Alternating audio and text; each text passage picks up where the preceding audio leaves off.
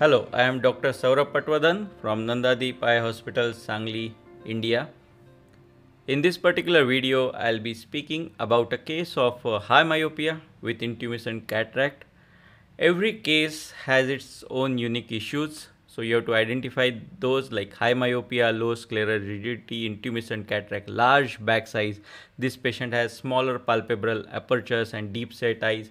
So always whenever you have a case which is not routine, you have to go back to planning and always make a plan which is with details.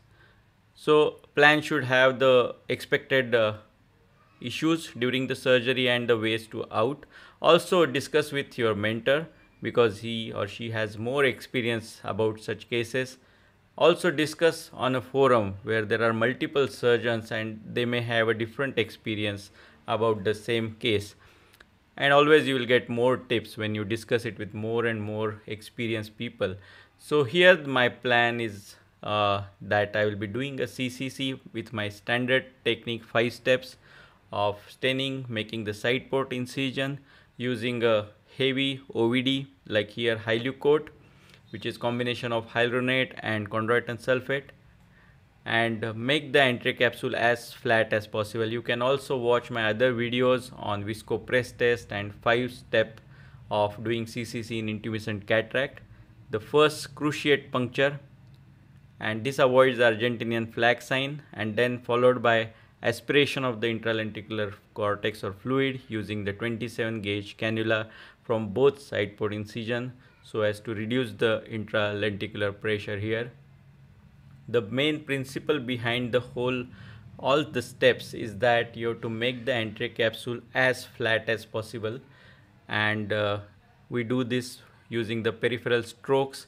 You can inject the viscoelastic from the periphery or you can simply physically stroke depending on how the anterior chamber is formed. If anterior chamber is already full of OVD, you can just stroke the anterior capsule gently so all the fluid pockets which are there all around are taken out and the anterior capsule is flattened all around. Once you have done that, you will notice that capsulorhexis is as easy as any other case of non-intumescent cataract, and you can create a capsulorhexis of size of your choice. You can use either cystotome or you can use microcapsulorhexis forceps through the side port incision. And the phaco in this case is quite simple. It's usually grade 2 cataract, and I do a half trench here and then bury the tip straight ahead. You can see my Sinskey here. It's a 1 millimeter Sinskey and I have bent it little differently so as to negotiate the deep set eyes here. So you can always bend your instruments little bit and get it to desired ergonomic design when you are operating. So there is no need to keep on struggling with the instrument if your instruments are not reaching the proper place or having difficulty in handling the instruments. So that is one more tip from this video. And now I am emulsifying all the pieces. You can watch very carefully that the phaco tip is lying right in the center. After making all the divisions, the phaco tip is now bevel sideways. You can see the sideways bevel is there. This helps in easy occlusion of the pieces and easy emulsification. I have shown in previous videos that bevel down phaco is as safe as bevel up phaco because it is mainly the fluidics which are going to keep the posterior capsule down. And always keep watch on the posterior capsule if there are any fluctuation. Remember, this patient has lower scleral rigidity, so you can see that post occlusion there is some fluctuation in the anterior chamber, and you can negotiate it by reducing the vacuum if you need. You can see this last piece also there was some fluctuation, but of course it was not that risky for the posterior capsule here. What's more seen in this case is that there is some amount of fluid deviation, and that's what I am observing. If you see some amount of cortical matter which has gone behind the posterior capsule like here, there must be fluid which has gone behind the posterior capsule in the Berger space. Now if you notice this while doing phacoemulsification, it can be risky. So what I advise is that you just wait and push lot of viscoelastic in the anterior chamber and push the posterior capsule down, wait for some time, and usually it dissipates. In extreme case, we can also do a vitreous tap or vitrectomy.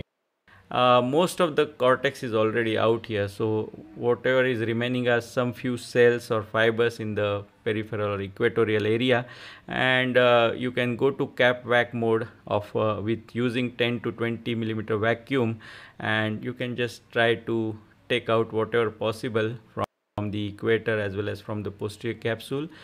This helps in reducing formation of something like a shimmering ring later on, and try to take out whatever is possible easily. You can also do hydropolish, just go in with a cannula and flush around, and most of these cells will separate out because these are all dead fibers mostly, and you can have a cleaner posterior capsule. In for the beginners, if there are few areas which have a stuck cortex and you are having difficulty, I think you can leave them little bit initially rather than damaging the capsule. And I'm putting CTR, as I have mentioned earlier. Whenever the axial length is more than 26 millimeter and I have a bigger anterior chamber, generally these patients or these eyes have larger bag size, and I always use CTR. This helps in better stabilization of the IOL in the bag and better centration. So I use it in toric IOLs most of the times, but even for monofocals, when the IOL power is too low and if on table I feel that the bag size is too large, I use the CTR, and that helps me in the post-operative period to have better refractive outcomes.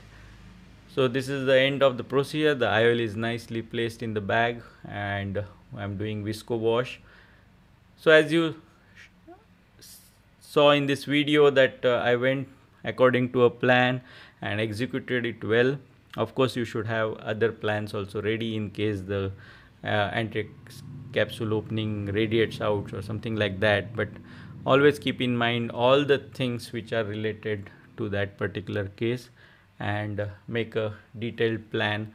Also go through a lot of videos of similar cases which are available online. You can go to our website as well, phacotraining.org.in. I have my own YouTube channel where a lot of these cases are there. There are some live surgeries as well which are streamed, which are also important to see, because many times during editing some parts or some maneuvers are cut. So I think this definitely helps. So you can subscribe my YouTube channel. Also, you can submit some videos to us through our website phacotraining.org.in, and we will feature your videos with some comments and tips. So you are welcome to submit your videos. Thank you so much for listening.